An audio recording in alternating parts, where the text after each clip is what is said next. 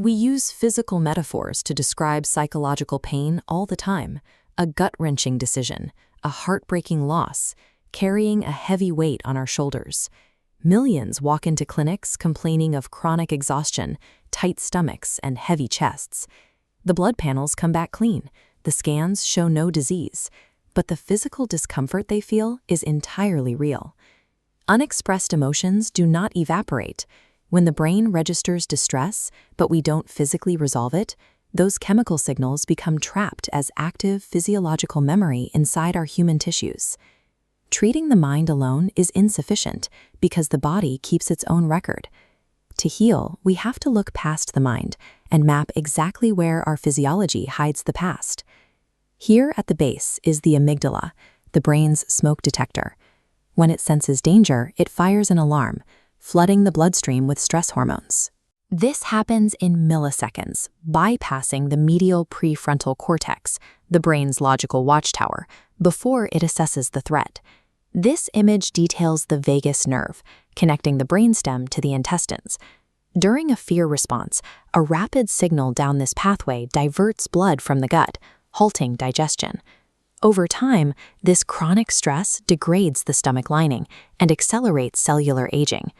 Anger travels a completely different route. It targets the cardiovascular system. Adrenaline spikes, blood pressure surges, and the body's core temperature rises. Tension actively locks into the jaw and shoulders to brace the upper body for a physical fight. What we casually dismiss as a bad mood is a systemic, localized biological mobilization. The organism is preparing for a physical action it rarely takes. At Princeton University, researchers focused on sadness and guilt.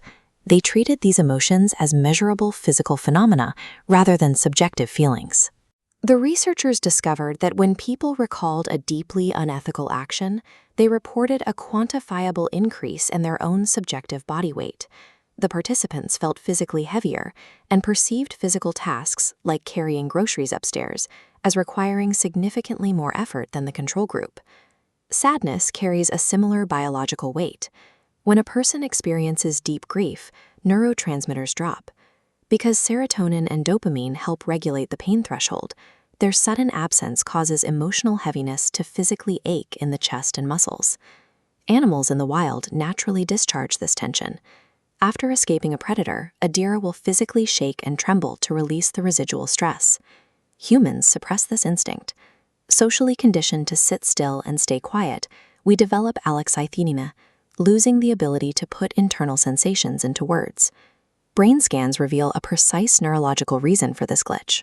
During intense distress, Broca's area, the brain's speech center, shuts down completely. The brain actively removes our ability to speak, interrupting the natural cycle of physical release. The nervous system floods the body with adrenaline to run or fight, but we force it to sit. That raw energy has nowhere to go. Unexpressed emotion locks into muscles as chronic physical tension. A nervous system stuck on high alert requires massive amounts of calories. A body constantly dedicating energy to holding on to past emotional memory is a body too exhausted to heal, digest food, or function normally. You cannot rationalize your way out of a physiological blockage. Using logic to talk a tense muscle into relaxing is a top-down approach, and the conscious mind is simply too slow to override a primal survival instinct. Trauma therapists use a bottom-up approach called somatic experiencing. By combining deep, conscious breathing, targeted physical movements, and hyper-focused body awareness, we bypass the conscious mind to communicate safety directly to the brainstem. This diagram illustrates a process called pendulation. The patient briefly focuses on an area of physical discomfort and then shifts their attention to a neutral, safe sensation in the body.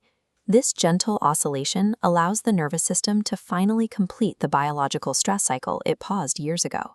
The results are tangible and physical. The chest lightens, the throat opens up, and chronic exhaustion fades as the body finally completes the interrupted stress response. By turning inward and befriending our internal sensations, we clear out the physiological backlog of our own history. This releases the energy once consumed by suppressing inner chaos, allowing the nervous system to return to a baseline state of safety and re-engage with the present.